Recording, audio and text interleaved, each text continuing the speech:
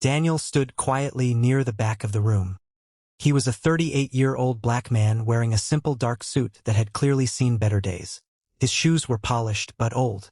He carried no expensive watch, no designer accessories, and no group of powerful friends. He had arrived alone. As he looked around the ballroom, a woman nearby whispered to her friend, "Who invited him?" Her name was Victoria Harrington. Victoria was one of the wealthiest women in the city. She owned several luxury properties and was famous for hosting extravagant parties. She looked Daniel up and down. Then she laughed. "Seriously?" she said loudly. "This is a black tie charity gala. Did someone accidentally let the parking attendant inside?" Several people turned toward Daniel. A few guests laughed nervously. Daniel heard every word. But instead of becoming angry, he simply smiled. "I'm here for the charity event," he said calmly. Victoria raised an eyebrow. "The charity event?" "Yes." She looked at his inexpensive suit. "Well, at least you dressed up." More laughter followed. Daniel didn't respond. A waiter approached him. "Sir, may I offer you something to drink?" "Water, please." Victoria overheard. "Water." She laughed again. "At least champagne is safe from him." Daniel looked at her. "Ma'am, I'm not here to impress anyone." Victoria smiled arrogantly. "That is obvious."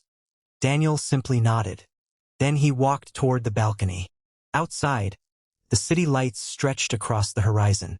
Daniel leaned against the railing and quietly watched the traffic below. He wasn't hurt because Victoria had insulted his clothes. He was disappointed because she had judged his worth without knowing anything about him. 20 minutes later, the ballroom doors suddenly opened.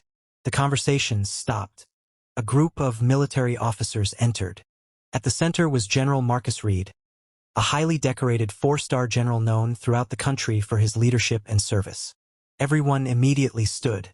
Victoria straightened her dress. "Oh my goodness," she whispered. The general walked into the ballroom. Guests began greeting him. But General Reed wasn't looking at them. He was looking toward the balcony. Then he saw Daniel. The general's expression immediately changed.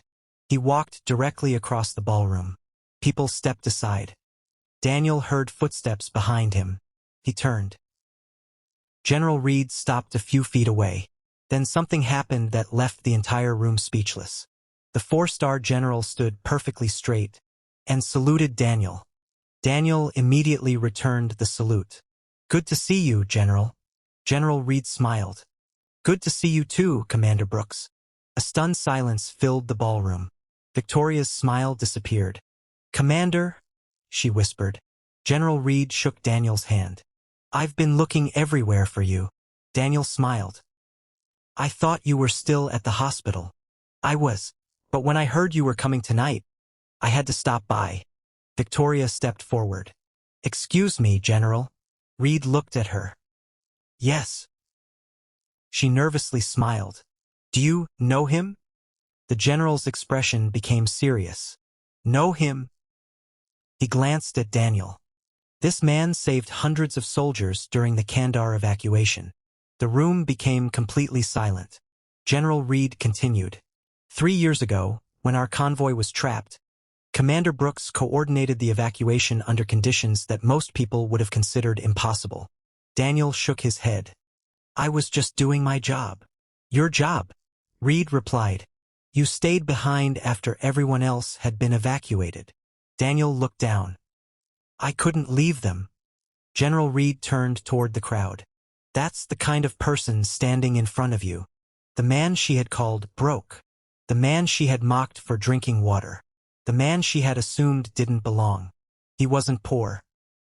He simply didn't care about displaying his wealth." But there was another surprise. The charity gala organizer stepped forward.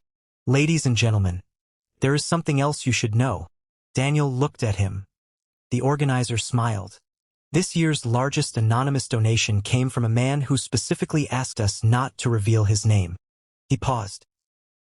"That donation was $5 million. Everyone gasped.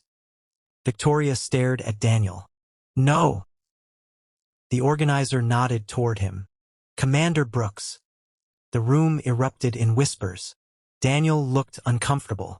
I didn't donate it for attention. The organizer smiled. And that's exactly why you are being honored tonight. Her confidence was gone. I owe you an apology. Daniel looked at her. You don't owe me anything. I insulted you. Yes. I judged you because of your clothes. Daniel nodded. That happens more often than you might think. Victoria lowered her eyes. I was wrong. Daniel smiled gently. Then don't repeat the mistake with someone else. Victoria nodded.